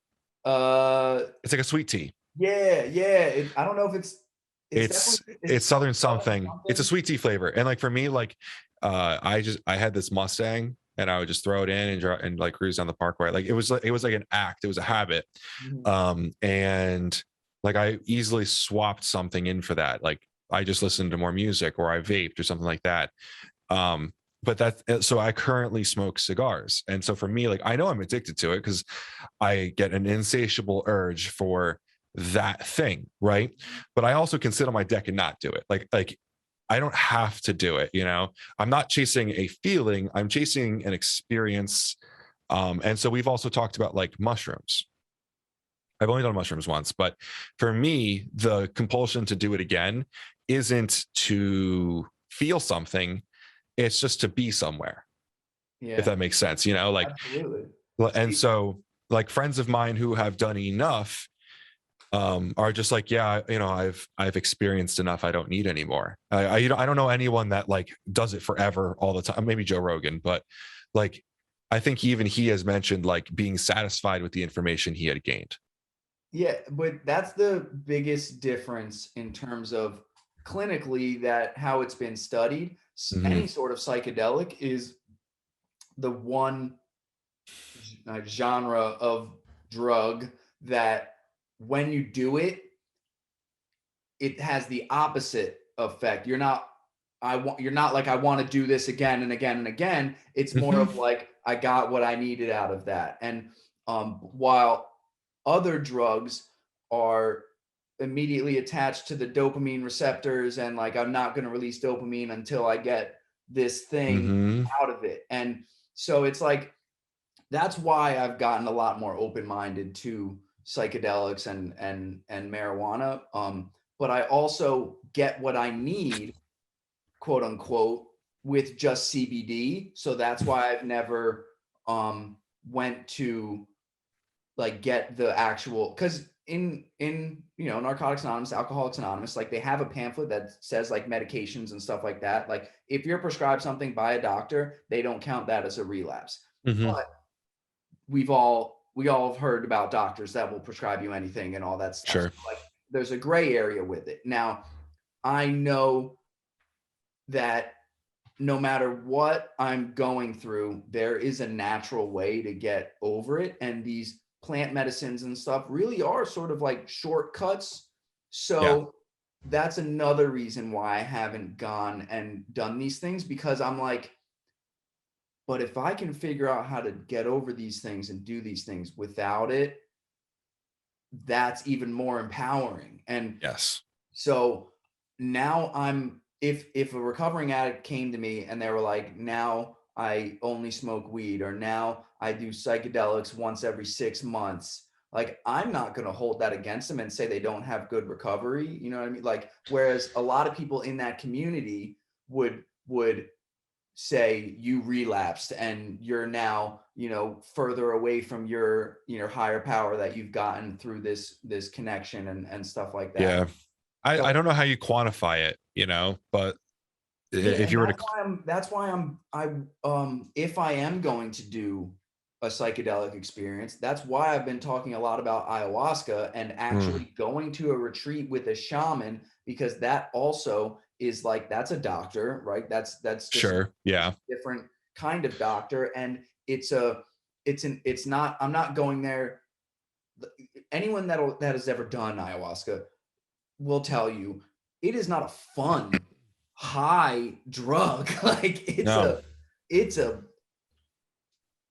it's an experience that's hard to say what it is, but it's basically facing your traumas and the stuff that is holding you back. So like anyone, that's like an addict's biggest fear. The reason why they do drugs is to like shut Yeah. stuff down. And so Do you have to be prepared, like you're going to like a session with a therapist or something? Like it's not an escape, you know? And that, so for me, like I don't, because I don't know how you would classify or quantify it, but like to me, it's like, does this substance help you live your life as a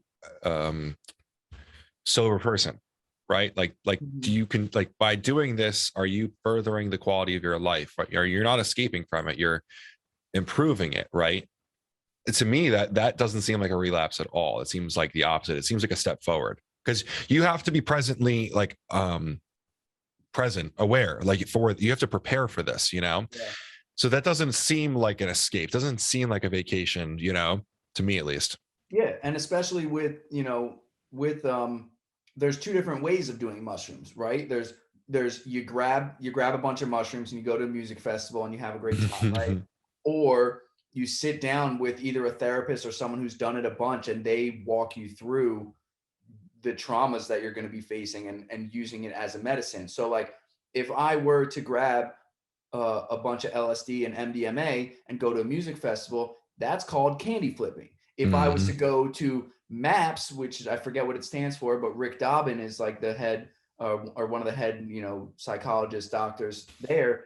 He would take me through an experience where he takes a specific amount of MDMA, a specific amount of LSD, and walk you through your traumas. And the reason why they do it is because the LSD will bring up the traumas and the MDMA will bring down the anxiety and fear of these traumas so that you can face Interesting. and come to a conclusion from it. And then but you also have to like know the next day, because you took the MDMA, your serotonin is way down. And so like the next day, it's a 2-day thing where you do it.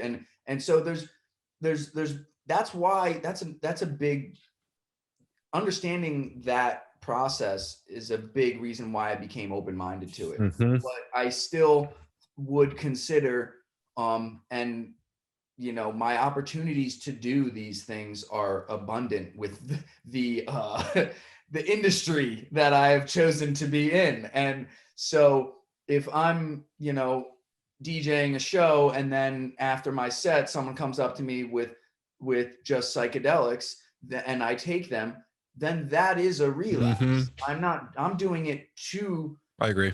escape. But if I, do like what I said before, I think that because the drugs that are quote unquote in the pamphlet that people are going, they're talking even about like Xanax and like all stuff that I don't, I'm not a doctor or whatever, but I don't agree with the use of that stuff. But I also know it's helped so many people. So like, it's really tough. Totally. At the end of the day, like all of these things are drugs, right? But it's not there. Someone told me this one, actually. I'm not going to say the person's name who it is because they work at a certain rehab, but they told me, he's like, look, there's no bad drugs. There's just bad uses of drugs. Sure. And because there's even, and we can go on forever about all this stuff. Let me tell you about a very cool. So you said there's 2 ways to do mushrooms, and I would say that I was right in the middle. I'll tell you about a really cool experience that I had. I won't say any names. I guess they're friends of mine. People could probably, I don't say names of people that don't know if they want to be talking about their drugs, but I got to do mushrooms with some very close friends of mine who I consider mentors in a lot of ways. And I had felt very lost for a few months before that. It was actually towards the end of like what I told you about, like me working on myself, like towards the end of that time, once you get to like, I don't know, for myself, once you start to get close to the end of a personal goal for yourself, not like a lifting goal or whatever, like you start to feel like a sense of, I don't know, loss of direction, because where do you go from there? And I really wasn't sure if I was where I needed to be or what I was really doing. And this was this is like a big point during the lockdown. I hadn't been around people for a while, and I did these with them, and we ended up just hanging out. And through the middle of it, I just was reflecting on how happy I was to be with friends of mine like this. And my takeaway from the whole thing was no matter what is going on, my question, like, am I where I need to be? Like, I am always right where I need to be at that time. And I will always be where I need to be, because I'll always make the best of whatever it is. So like, don't worry too much about it, because whatever it is, we'll figure it out. It was a really, like, it wasn't like a super, like, you DMT, like, see, like Joe Rogan talks about seeing these laughing elves who laugh at him, and he took a message away from that, was that he needed to be like less joking all the time and be more like, I didn't have an experience like that. I didn't really do. Take himself less seriously as Yeah. a comedian. Like, you're a comedian. Yes. And so for my, like, I didn't have like a hallucination that told me anything. I didn't have to interpret anything. I just thought my way through it with some friends, and it was a really powerful experience. Just for me, just to be able to do that with people. Like, I don't really let things out very often. So to be able to communicate that in like a group setting, work on things, was really cool for me.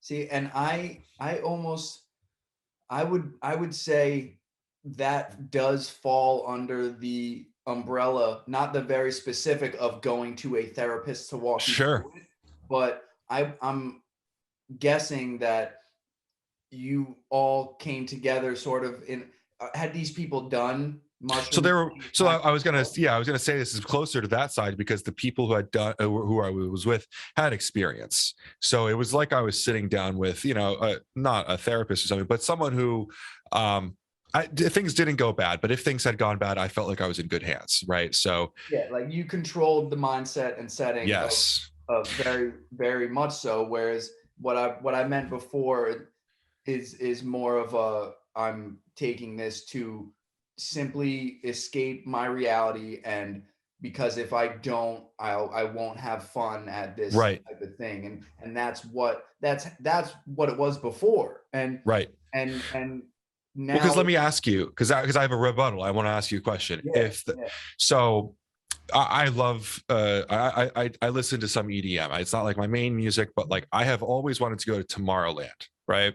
Like that, those after movies are always so sick, and I always want to go to one, right? But I'm not like a festival person. I just think it'd be really cool too, right?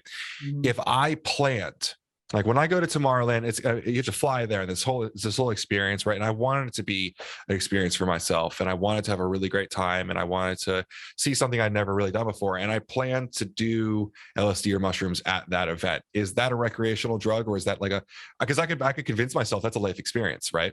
Okay, so the big difference is you doing that versus me doing that. You're Well, I'm not just saying in someone. general, like, I'm actually asking you, like, because I would say that if you wanted to plan a day and it was a big event for you, right? Like, you're going to see your favorite DJ or something, like respective to you, it's a life event. Would you still consider that relapsing? Because to me, like, if you plan it and it's a healthy experience, I don't see a problem with you doing that. See, I here's the double-edged sword of that. Like, Yeah. I agree with you, but in the eyes of, Narcotics Anonymous and Alcoholics Anonymous, like, that's Gotcha. considered a relapse. So I couldn't go back to one of those meetings and continue to say I have this much time clean, and quote unquote be a sponsor for someone, and claim that same clean time and whatnot. So a big part of, why I've gotten this much time clean is honestly like an attachment thing. An attachment is ego and all of this. Hmm. And it's all because, like, it's I don't want to disappoint any of the people in those rooms, and I don't want to disappoint my family and all these people that have seen me become such a different person and change for the better. And um I want to still be able to say that I have this much clean time, but that is, I think, it also a function of my people pleasing, Mm, character defect of, like, because do I think that I could do that and then come back and still be the same person, but if not better? Absolutely. But there is also the chance that because I surrendered to my disease of addiction and accepted like a higher power in my life to help me through these things, that like there is, like, I'm absolutely a different person than I was 7 years ago, but that the disease of addiction can only be quote unquote arrested. So like that could in fact actually wake up the disease of addiction, and I could go down to into a dark place that like I don't want to go back to. And I know from personal experiences over the past 7 years that I can go to a music festival like that and feel like I'm on drugs without doing drugs and have an incredible time. So to be able to do that and not then risk the, you know, the quote unquote relapse and stuff. So it's, do I agree with you in thinking that that is absolutely a therapeutic and life-changing event that could be absolutely beneficial? Yes. Now, in the eyes of AA and NA, it's not. You know what I mean? Like that. It's actually really interesting because I've like I was going to bring up exactly what you said, not the exact words, but that people pleasing trait. Like is exactly what I would. It almost seems like your current predicament is that you respect NA and AA, right? You really respect their organization and you want to please them so hardly that like, or so much that you're people pleasing them, right? You're following a really arbitrary rule that they've set because you're afraid that, not afraid, but maybe a little bit afraid that if they find out or that you're not doing the exact thing that they're preaching, then you won't be accepted by those, or you're not being genuine to those people. Even though you kind of admit this might do something better for you, right? Like I am the absolute opposite to a fault for myself, because like I could go to 7 years of NA and then one day be like, oh, there's this thing that'll make me better, but they don't like it. I'd go do it, be better, and still go to the meeting next week. Like I have no remorse about that. And that's not a good thing always either. So it's interesting. The whole first step of the 12 steps is about surrender and honesty. And so before I worked the steps, I would have had that same mindset. You know what I mean? But now it's like I have the voice in the back of my head that if I went there and said, I'm still clean, now I have the negative thought of you just lied to everybody, Ryan. Yeah. Now, the other thing with that is I also needed to get to a point in my life where, because being, you know, 30 years old, still living with my parents, like I don't have the life that like quote unquote is laid out for people, you know, the high school, college, job for, you know, from 25 to 40 or 65 for 40 years, retire. Like I don't have that set up because I've chosen a very different path, the path of an artist. Like doing music and podcasting is my passion. So like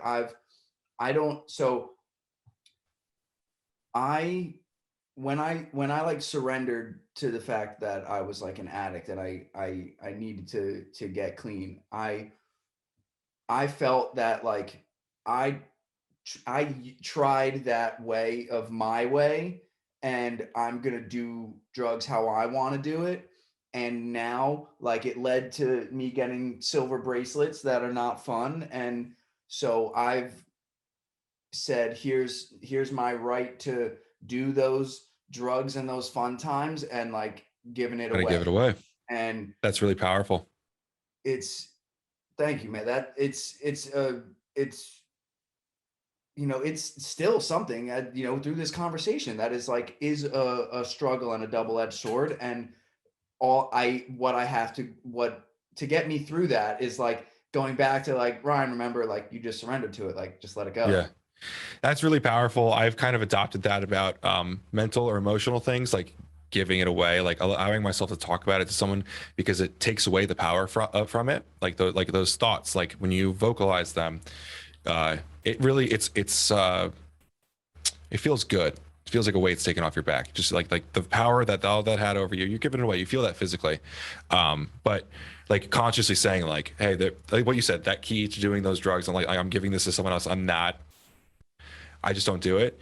Like that's powerful, you know, being able to say like, because I get it, because I you know, I'm not recovering or anything, but I don't like to drink anymore. I just don't. And a lot of the business that I go to is in like clubs and stuff. And I still drink. Like I'll have like 2 a night. It's not a bad thing, but it's like I don't even get I don't get drunk or hungover or anything. But the next morning, I'm like, man, I shouldn't have done that. That was just dumb. Like they didn't serve me in any way. Like I feel bad about it. I feel remorse. I know that the next 72 hours, my muscle protein synthesis is lower, and like my main passion in the world is lifting more weights than I did last week. And I'm not like anytime I do something that doesn't lend towards one of my goals. Like I mentioned before, I'm extremely goal driven. I take inventory of that every morning and night.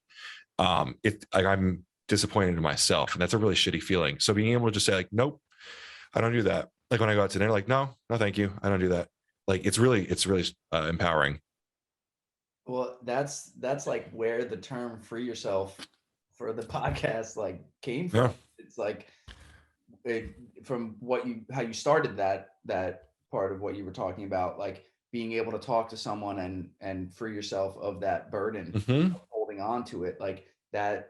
It's a term that comes from Narcotics Anonymous. Like there's a part of the meeting where the chairperson will say, does anyone have a burning desire? And then the people in the meeting will respond like, what's that? And then the chairperson is like, it's does anyone feel like if they don't share something tonight that they're going to go home, use drugs, hurt themselves, or hurt somebody else? And then it usually goes quiet, and then someone from the room will say, free yourself, as like a motivation to someone who might be like holding on to someone that's like, fuck, I want to raise my hand, but I don't want to raise my hand, and I don't know what's going to happen. Someone will just say, free yourself. And it's like, because we all know, if you're in that room, we all know the feeling of raising our hand, getting it off our chest, and feeling some sort of freedom. Mm-hmm. And that's like why that's what this podcast was like about. That's why I always, no matter what I bring someone on here to talk about, like the whole, I want to get to know you as a Yeah. person, and opening up myself about these different things always leads to more deeper, meaningful conversations like that we're having right now. Like that's my favorite part about doing this. Like that's why I love this so much. And I don't care how many viewers there are, how many subscribers there are. Like, I just love doing it. Like It's awesome. Dude, last year, so everyone talked about how bad like April to September was last year for them because they were all at home not talking to anyone. But I actually, like, the first week of the lockdown, I started a podcast with 2 friends of mine and this is a supplement industry podcast. But every single week, one of us, we all have like a decent networks around the industry. One of us would bring a friend onto the podcast, and it was always 3 to 4 people. No, it was 4 people, 4 to 5 people. And we would just shoot the shit. And some weeks it was talking about ingredients. Some weeks it was talking about a study. Some weeks it was talking about drinking whiskey and like going out. Like it was called the Supplement Industry Roundtable, but there were a lot of podcasts where we just hung out and had fun. And honestly, we did one every week or every other week for like the whole year. And eventually we had a falling out before our second season, and it didn't come back. And like, I swear to God, like that week was when I started going downhill at the end. Like I was mentioning, like I had a hard time at the end of last year because I wasn't communicating with people anymore. And we were getting on there and we would rant and we would talk shit or we'd have fun. We'd laugh. Like no matter what, I had someone to talk to. And it's kind of funny because I have the whole time I was thinking to myself, like, this isn't that bad. Like I'm doing great. I don't know why everyone's having a hard time with this, and by the end I like understood. Like I was like, oh, this is how people were living before. They were stuck in their house with no one to talk. I live alone. Like I was like in the room by myself. The fact that I had a dog was like incredible, yeah. So I totally understand, like just being able to free that up, even though I wasn't coming onto these podcasts with like my problems, like just being able to talk with anyone about anything was powerful. Yeah, and that's a man, that's like the main component of Narcotics Anonymous and Alcoholics Anonymous. Like having that sponsor, communicating with them every day. It's just open communication. It's not like a lot of times like someone comes into the rooms and they ask you to be their sponsor and they only call you when they have a problem, and Yeah. it's once every like 6 weeks, 6 months. I'm guilty of doing that with my own sponsors, like 100%. And but what that relationship is really supposed to be is just exactly what you talked about right there. Just like an open communication, like just because what I forget the guy's name, but wrote like the most incredible book about addiction, and he, through his research in Portugal and Switzerland, talking about the complete legalization of all drugs and how that has changed everything, and looking at this study of rats, and like, all right, you give a rat alone in a cage a bottle with cocaine and a bottle with water, the rat chooses the cocaine all the time. Every time. And so everyone thought like, okay, so it's the drug, right? The drug, if you take this drug, you will get addicted. But then they showed all these people that some people take the drugs, like a prescription drug, and then the prescription is done and they no longer have use for it and they go back to their regular life. And the biggest thing that was missing was represented in another model where they took all these rats and put them in, it's called Rat Park, and it had all these other rats in it also, and all these, like, you know, wheels for them to run on and all these obstacles and stuff.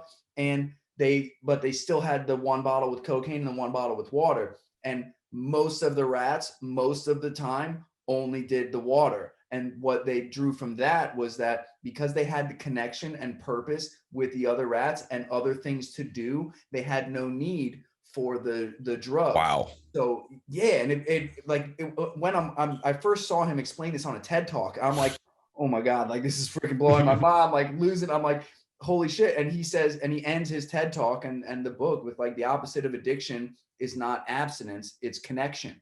And that's what, Wow. yeah, and that's the whole basis behind AA and NA. It's like you now have a community of people that went through the same shit, that are now going through the same things that you're going through, and staying through it clean. And we have each other to talk to and lean on. And that, you know, a big part of why I have now been, you know, having the conversation of plant medicines and things like that is because I'm someone who has a lot of love and connection in this world because of all the areas of my life. Like there was a beautiful loving community at Diesel. There was a beautiful loving community in electronic music. There was a beautiful loving community in my family with through like my Puerto Rican side of my family. They everything you know about Puerto Ricans is 100% true. Like they love, live, and die for each other. And my family, we've always been like, the love and connection that I wasn't getting was never from my family. It was in school and my peers. But it's so much more about my interpretation of everything. Yeah. Because I've found out later in recovery, like it's not that everyone was making fun of me and bullying me, and hated me. It's all of us friends did it to each other, and it was because we loved and respected each other that we were able to do that. And you, as someone who is a ball buster, you know that very well with you and your friends, right? Like you're not, you know, pushing down someone with what you're saying. You're joking with them. Dude, I think it was Benjamin Franklin that said nothing is either good or bad, but thinking makes it so. And I'm really hoping it's Benjamin Franklin, because I love a lot of his quotes. And he's also a very interesting individual. He was a huge user of cannabis. And he's actually, fun fact, Benjamin Franklin was a huge womanizer, which I think is a hilarious fact, because he was like a cherub man. Yeah. But I like to live with that, because like, dude, like you can make good things into bad things. You can overthink stuff, but you can also make bad things into good things. You could definitely use things for the right thing. Even if it's not really serving you, you can find a way to make it serve you. And so I try to live that way. I try to make the best of the worst. Yeah, because it's usually not the actual worst that could happen. Well, the perfect example is, you know, I had this guy Anthony Natoli on my podcast, and he talked about the time like that changed his life when he was 15, where he got stabbed twice because he got caught up in a gang initiation. Like he was just wrong place, wrong time, and those guys were trying to get initiated in a gang and jumped him, and he did everything he could, and he wound up, you know, he was bleeding out, and he said he was done. And then he had his whole DMT experience that he later was able to be like, oh shit, like that's what I experienced when I died and came back. It's like when I was there, because he saw the DMT documentary that explained it, he was like, oh my God, I've been keeping So this. when he went, like before he was brought back in the hospital, he had like a DMT experience from Yeah, like, I'm literally this wow, podcast I'm posting literally that's next Wednesday. Like incredible. I'm so freaking pumped. He talks about it in way more detail, and I'm I've totally Yeah. simplified the story and all that. But No, but you've got me hooked. Like, please send me the link to that because yeah, I will yeah. 100% listen to that. It's awesome. And why was I what was I bringing that up for? I did this Just on like making a good thing out of a bad thing. I assume he, and then so then the example in my life is like you could look at me getting arrested as something, a quote unquote bad thing. And yeah, someone who I thought was a good friend of mine who, quote unquote snitched on me. Like a lot of people don't understand why I have no bad feelings towards him, because like he saved my life. Like it was the best thing that yeah, ever happened to me. Like I'm only here and able to do what I'm doing, and because of that thing yeah, happening. Like it was the best thing. You look at like things that happen in my life, you might point that as like the worst thing that ever happened to me, right? or the best, Yeah, like I think of it as the best thing that ever happened right? to me. It Have changed my life. have you read the book or seen the movie? It was adapted into a movie, Beautiful Boy. No, I never heard of it. So this is really cool. There's a book called Tweak and a movie called Beautiful Boy, which is also a book named Beautiful Boy. So there's two books, Tweak and Beautiful Boy. Tweak is written by the son, and Beautiful Boy is written by the father. And it's the story of this kid becoming a heroin addict. But Tweak is written by him, and Beautiful Boy is written by his father. So it's from two different perspectives. So like while he's in like these drug dens, his father's looking for him. And if you read the two books, you can kind of line it up a little bit. But it was adapted into a movie, Beautiful Boy. Steve Carell is the father in it. Um, How have I never? I bro, need to see like this. I'm not. So when I worked at NutriBio, I used to travel like 2 to 3 times a month. Like it was a lot. And so I used to watch a lot of airplane movies. Dude, I watched this movie on the airplane. I bawled my eyes out. Like, there's like one moment like really where he hits rock bottom where like I literally felt the breath leave my lungs. Like it hit me so hard on this, and I'm like in the middle seat of a 757 like with 6 people around me, and I'm like just sobbing. Like it was absolutely preposterous, but the movie was just insane. You have to watch it too. Steve Carell, like I'm assuming you've seen The Office. Oh yeah, um absolutely. have you ever seen Crazy Stupid Love? Maybe back in. I've heard it So talked about so much, it's but just like seeing Steve Carell play a serious character is it after seeing Michael from The Office, like it's very powerful. mhm. Like having like him putting aside the humor to really tell a story is very powerful because he can make anything funny. Yeah. Is that the one where he like gets a divorce? Crazy Stupid Love, yeah, is his wife is cheating on him, so she divorces Okay, him. I've never seen the whole thing through, but my mom goes through periods of time where she'll watch the same movie at night like a bunch of times. Bro, So I've seen parts of that movie. Like I might have seen the middle part of that movie 25 times, but I've never seen the very beginning or like the yeah. very end. You know what I So mean? like I'm a huge movie guy. Like I watch like a lot of movies. Like any classic movie you name it, I've seen it. Like I have two like favorite movies. The Lost Boys. You ever heard of The Lost Boys? Yeah, It's like a yeah. vampire movie. It's like my favorite Mhm. movie of all time. And probably would be my favorite movie of all time if it wasn't embarrassing to admit, but Crazy Stupid Love is my number two. My joke is that it's a like a rom-com, like a chick flick, but for men. Um it's so good, dude. The end, like have you seen where all the stories come together, like the big moment of the movie? No, definitely not. Okay, like because there's three different timelines going on at once, and when they all converge at the end of the movie, like you'll cry laughing, like you'll pee yourself, like it Like it is pure like comedic, like when you just see like a bunch of guys on the screen, or there's women as well, but like these are amazing actors. Like they're like wilding out right now. It's quite incredible sight. Hell yeah. Now I've got two movies and 3 books that I have to read. There you Right. go. Yeah. Yeah, absolutely, dude. I'm actually finishing up 4 Agreements right now.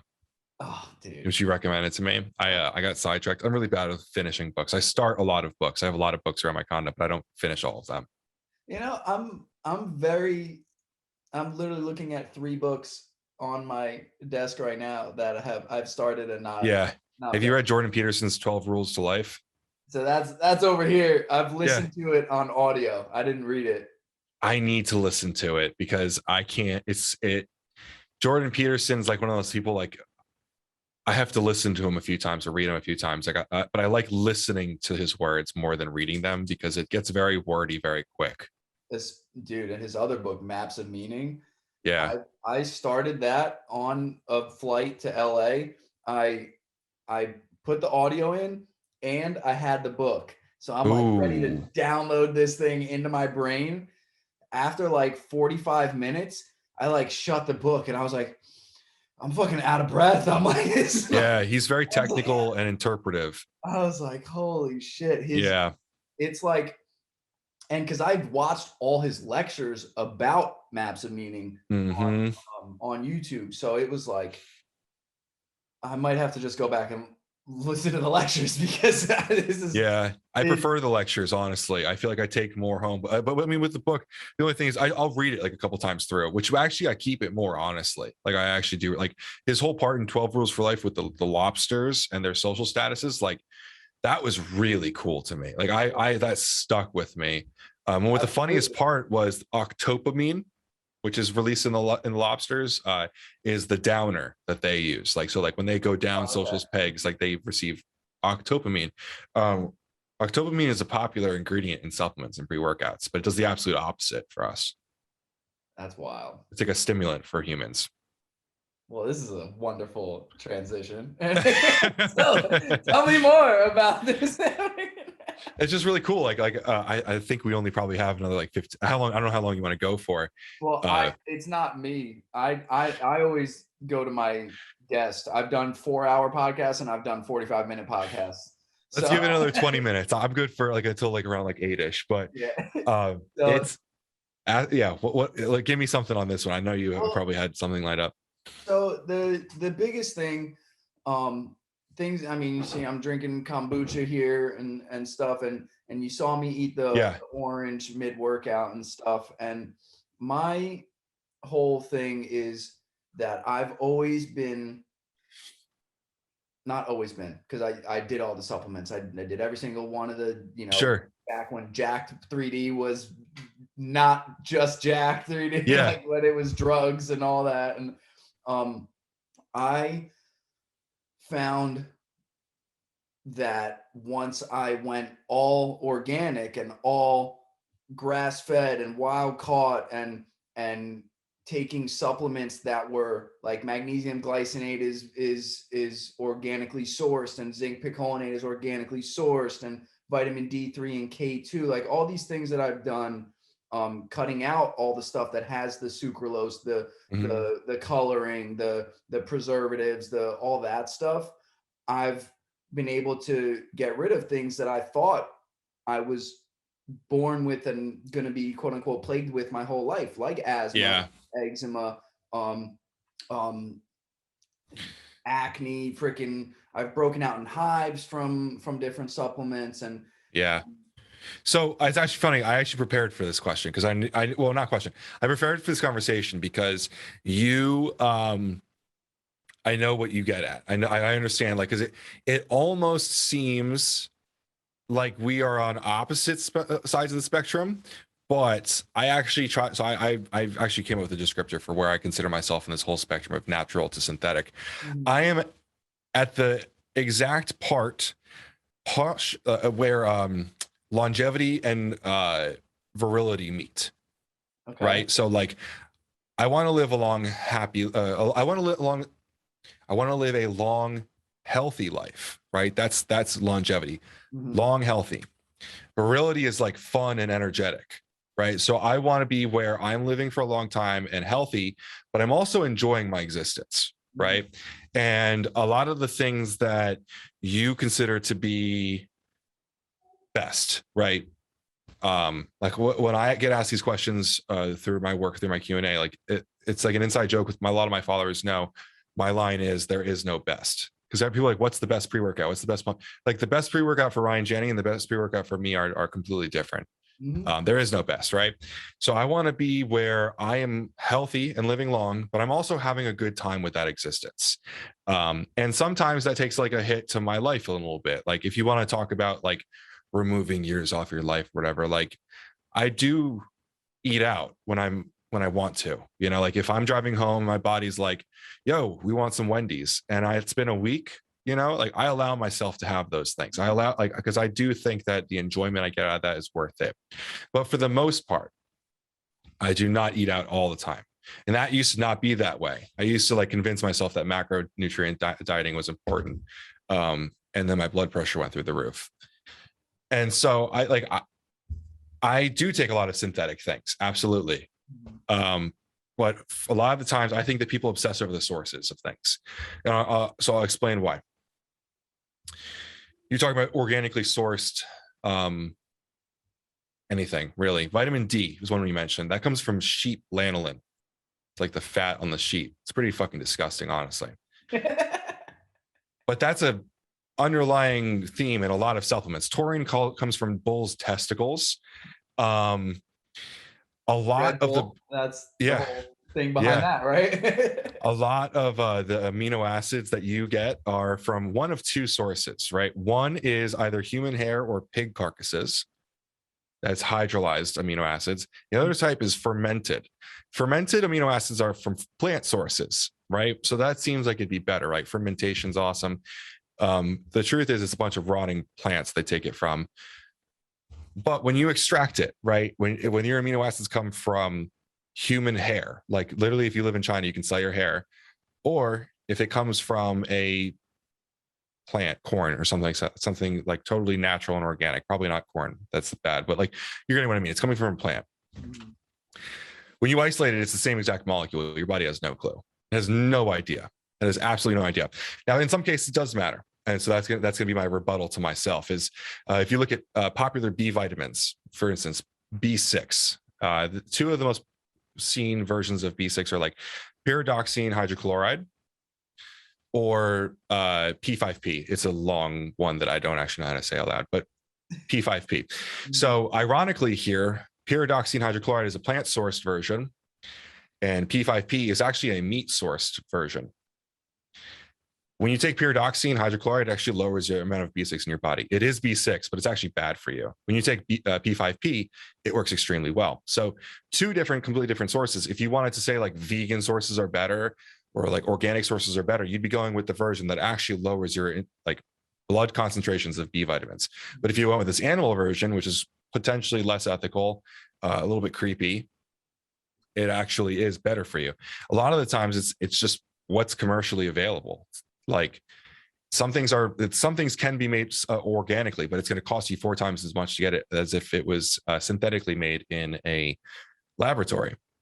But there are some cases of the opposite. Like, are you familiar with Yohimbi?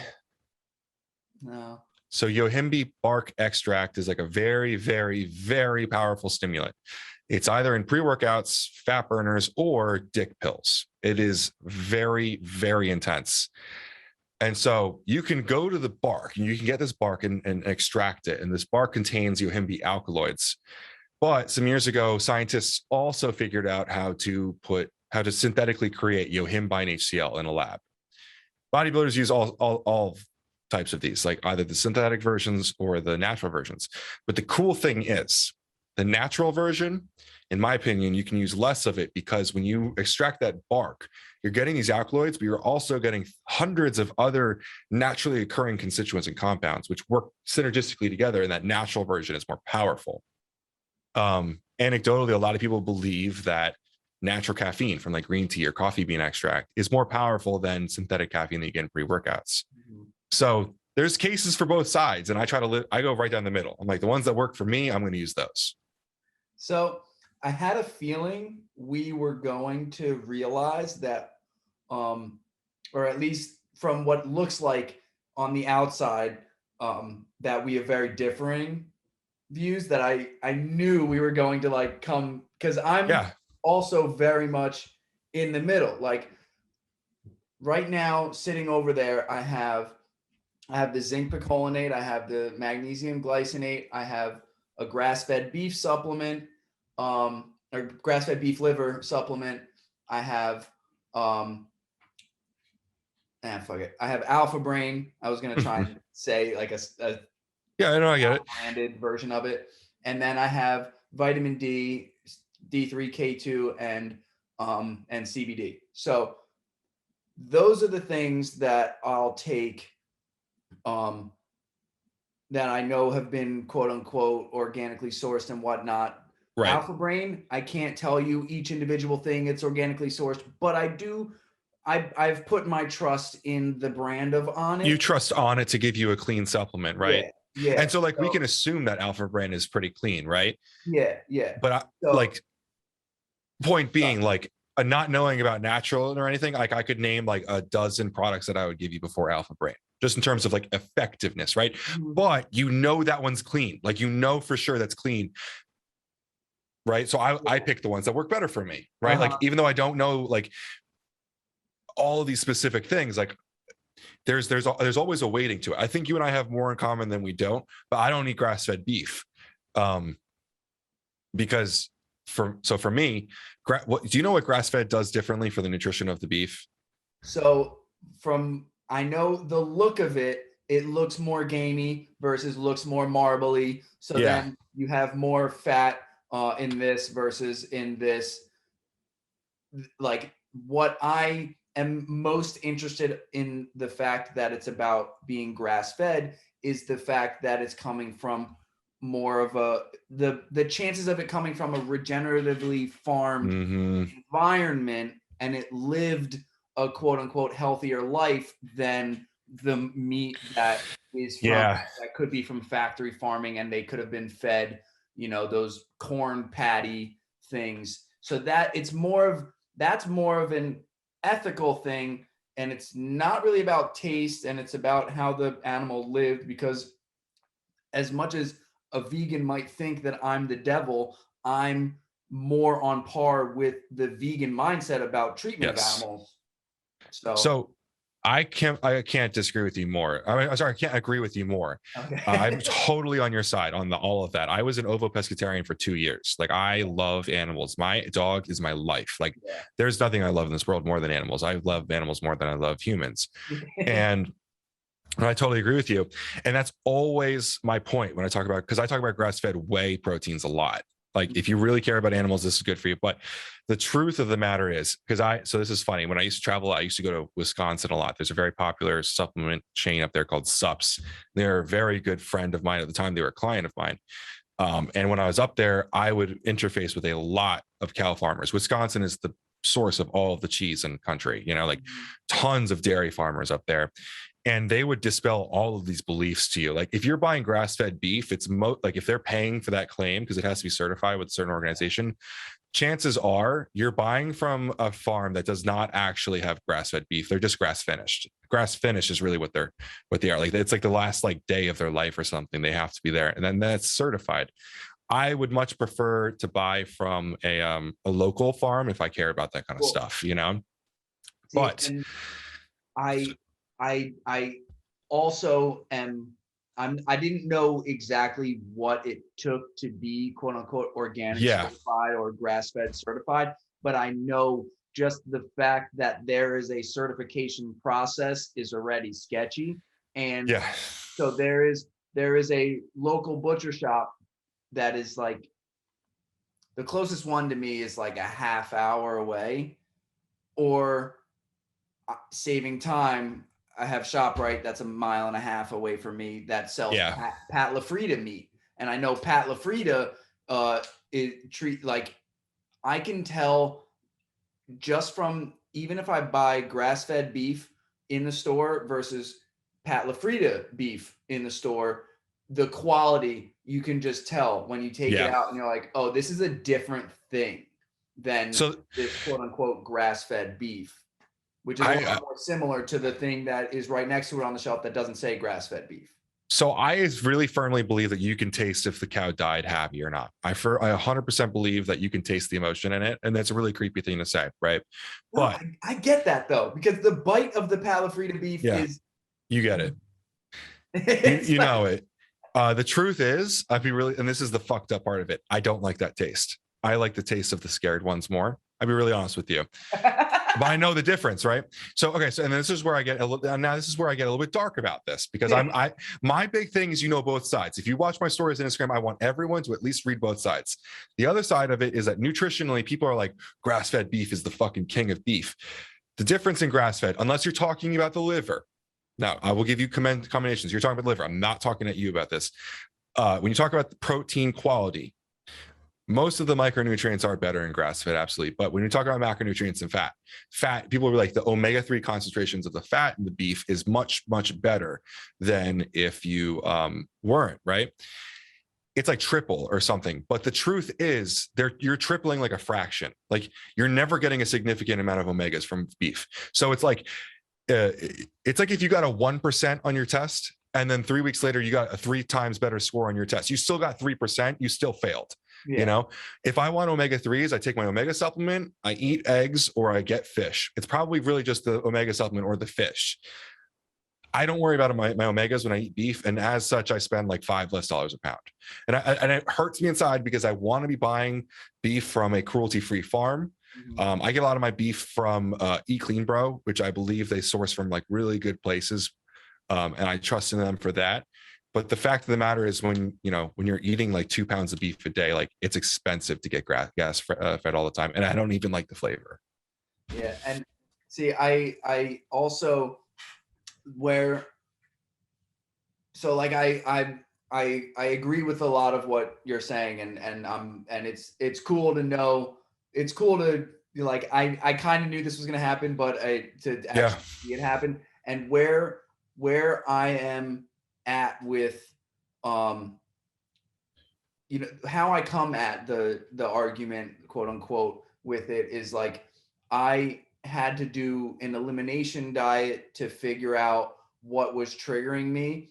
And I went all the way down to grass-fed beef, sweet potatoes, and like a salad that had iceberg lettuce, celery, and carrots and cucumbers. And like, that was like all I was eating, adding salt and pepper and coconut vinegar. And like, that was it. And then slowly starting to add things back, seeing something that triggered the asthma or the eczema, things like that. And because, so now someone who has my sort of mindset might differ in certain ways. And the where I come at it is, I'm going to get everything that I possibly can from food. And now, what am I missing? Well, I'm still not going to get the amount of magnesium that I need at night, or the amount of zinc. I'm even though I'm eating a lot of beef and I'm drinking, mineral water and all this stuff, like, we don't live in an environment where I'm going to get those things. Correct. So that's when I'm going to go to a supplement, and now I'm going to see, all right, there's a bunch of different versions of magnesium that you can get. And so what I've found is that magnesium glycinate is like the works very well, quote, best. Yes. On par with my beliefs. So we don't absorb minerals very well. So magnesium glycinate is a chelated version of magnesium. So glycine is an amino acid that basically, for lack of better words, like surrounds the mineral. So your body's really good at absorbing amino acids. So it sees that and it's like, absolutely, let's grab that. And then like, we basically Trojan horse magnesium in. And for the record, like, your thought process on dieting and supplementation is the type of thought process I try to instill in every single person that interacts with me, whether it's through my content or my Q&As or email or whatever. Like, just an open mindset of like, okay, I have my diet figured out. I have my mental shit figured out. I have my recovery all good. What am I missing? Yeah. Now we go, right? And Unfortunately. we dip into the fun stuff like acetylcholine and lion's mane and stuff like that. Then it's like, I'm not missing those things, but if I take it, I can have an edge now. But here's the thing, like acetylcholine is the learning transmitter, right? So like choline sources are really good for that. Choline is very, very high in egg yolks, right? So like my thought process is like I eat a bunch of eggs for breakfast. They're always whole eggs, but like I couldn't get like 500 milligrams of choline from that, right? So I'm gonna supplement that, right? And I think that's important to note. So I think I have a hard stop at 8:10, so we got like another 6 minutes. But like the explanation, when people don't understand, like when people get into arguments about supplements, the most often thing I experience is that they don't understand what the definition of a supplement is. We signed into act, like we voted this thing called DSHEA. It's the I forget what it stands for, but it's basically the entire framework for what a supplement is, because foods and drugs were defined, but supplements weren't. So supplements are not food, and supplements are not drugs. Sometimes they act as one or the other, but they are very specifically different. And so explaining to people that a supplement has to meet a few different things. It has to be found in the diet, like you have to consume it. Like one of the big things, you talked about Jack 3D before, the ingredient you're talking about is DMAA, which is technically found in geranium plants, but it would take about 500,000 plants to get you one dose. So is that really naturally occurring? Like that's the debate, right? Like that's what's currently going on in the US courts. It seems a little bit ridiculous. And that should explain. And so when it has to be that, and it has to either have been sold in the market pre-1994, I think, or you have to file an NDI, a new dietary ingredient, and then the FDA tells you whether or not it is. And that explaining that solves so many problems, because so many people are like, oh, like they aren't approved. Well, there is a system for it. It's just that it's not an approval system, it's an audit system. So you don't have to go to FDA before you bring anything to market. But if you bring something to market, you are then monitored and audited. And like First Form, one of the biggest companies in the industry, was just served a warning letter last month because they were breaking the law. Like there is a system for this, and like that's like the biggest misconception. Like there's no regulation stuff. I have sat through 2 FDA audits. There's real supervision. It's terrifying when they come down. And the other biggest misconception is like, because you brought up Jack 3D with DMAA. People were like, they only ban the stuff that works. That's not true. There's an adverse reaction file. Every time something bad happens, you have to file an adverse reaction report, and that goes to the FDA, and you don't get in trouble. Like if your product killed someone and you had all the rights to put that ingredient in there, you report that to the FDA, you won't get in any trouble. I mean, that person could press charges, but if you're using a legal dietary supplement, like adverse reactions are encouraged to be put in because it's a scientific process. We have to observe, right? DMAA was banned because it is not a dietary ingredient. It's not legal. It's not because it worked. Like it just doesn't exist in these situations. Yeah. And so once you explain that to a lot of people, they're like, when you show them, like if you go on the FDA's website, you can read every warning letter for the last however long they've been open. Like the regulations exist. It just isn't like a drug trial. You have to take a drug to public. You have to, before 2021, you had to do a drug trial, and that cost millions of dollars. Like no supplement company in the world would be able to fund a drug trial, right? It's not possible. Yeah. I'm not going to mention anything from 2021 because I don't want you to get canceled. But like, so there's checks and balances to this stuff, and I think that the biggest misconceptions that people don't really care. We are not the biggest industry, but like I personally interface with like dozens of researchers and formulators on a daily basis, and they are all good people that want to do the best. There are some bad eggs out there that like want to design steroids and don't have disregard for human life, but like these people didn't go to college in kinesiology and in nutrition and all these different things to hurt the world. Like at the very base of it, we are a health and wellness industry that just has a steroid problem. Yeah. I'm going to piss myself and then we'll give the goodbye. All right. I know you got that heart out. I was trying to make it. No, it's all good, dude. I'm ready. But dude, once again, I'm just I knew it was gonna end up where we had very, very similar, just from our talks. We had very similar, beliefs about it. And it was cool to hear it, actually like worked out and spoken about. And because When I say that, like sorry. When I say like I'm a data person, it comes across as like I'm trying to prove everyone wrong. But like most often, like people don't realize like all I'm saying is that I want the data to prove it. Like I think we can all agree that if you eat and consume things that are as close to nature as possible, it's probably better.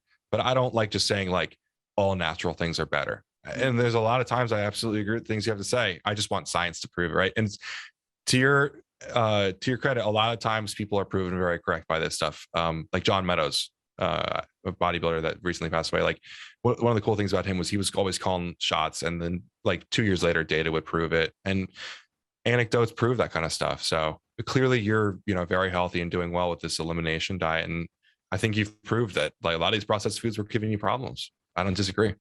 Yeah, that's the other thing. Like, and we'll end with sort of this. Like, I know people that have no issues like this and consume some good stuff and some shit stuff. And I know people that freaking they're I'm not gonna say his name, but on Adderall and drinks G Fuel and all these ate McDonald's today, but like has never had any autoimmune issues and stuff. And it's so like, yeah, even with everything that I've done, there's still always it depends.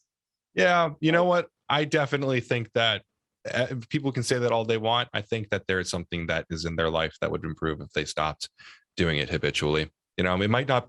I think that everyone says like, don't judge people around you. You don't know what they're fighting. He might have some very bad mental state. Like he might have like a lot of anxiety from the amount of inflammation in his body. Like there might be things you don't see, and I think that like a lot of people you see that are like super happy and able to do all that stuff. I don't think they're all that happy. I think it would improve all of our lives. I think, but point is, I give myself a little bit of leeway. I ate Wendy's before this podcast because I wanted it. And that's with everything, there's balance, right? Like I can't sit here and tell you that I haven't had pizza in X amount of time. Right. You know what I mean? Like I can tell you the last time I had pizza and it was from this place called Primo, which is like not Primo, I forget. It's in Somerville and it's freaking to die for pizza. Yeah. but there's with everything in life, there's balance. And like you said, we have to be able to enjoy ourselves too. And if I went out to eat with my friends and stuck to my strict rules, like life, like it's causing more anxiety in the whole situation. And it's like, that's in fact what I'm trying to eliminate with all this good stuff. So like, I'll wrap it all up with this. Everything we've talked about today is basically surrounding around us being social people, right? Like I read this book by Sebastian Junger called Tribe, and it's all about how like we have to be together. We are better when we are together. No man succeeds alone. It's always a team effort, and we crave that as people. And eating is a social thing, right? Eating is supposed to be enjoyed together as a family. You always are happier when you eat with other people, as long as the conditions are good, obviously. And so all of this stuff is, like you said, connection and being better. And I think it rules our lives in like tons of different ways. Like if you don't have a connection to other people, the food is not going to be as good. The drugs definitely won't be as good. Like all of this stuff improves. So and it kind of wrapping us up like bookend to the beginning. Like I appreciate the time with you. It's been fun. Hell yeah, man. That is a hell of a way to end this podcast. I love you, brother. Thank you so much for coming on the Free Yourself podcast. Absolutely. Where can everybody find you? So my Instagram needs to change, but as of right now, it is Strength and Honor Fitness 1. Because Strength and Honor Fitness was taken, I added a 1, and I don't know why. So like when I started this account, I didn't want it to be a big thing. It was just so I could delete videos off my phone and put them on there that were training. And then somewhere along the line, it became my main Instagram. So that's where I am. If you're interested in the supplement side of things, my company is called Price Plow. It started off as a price tracking system, and that's why we still have that name. It's PRICEPLOW. We also have a website and a YouTube. So you can find us in any of those kinds of platforms, wherever it is that I can honestly actually say, if you, whatever type of content you like, we're on that platform, because I make sure we're on all of them. So if anyone wants to learn more about that, I do a Q&A almost every single day on the Instagram there, and I'm happy to answer any questions that people have. All right.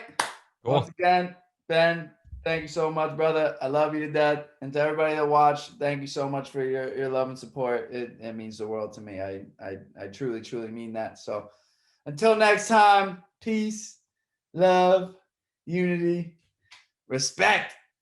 We're out. Love you, brother. I'll talk to you soon. Yeah, thank you, man. I'll see you soon.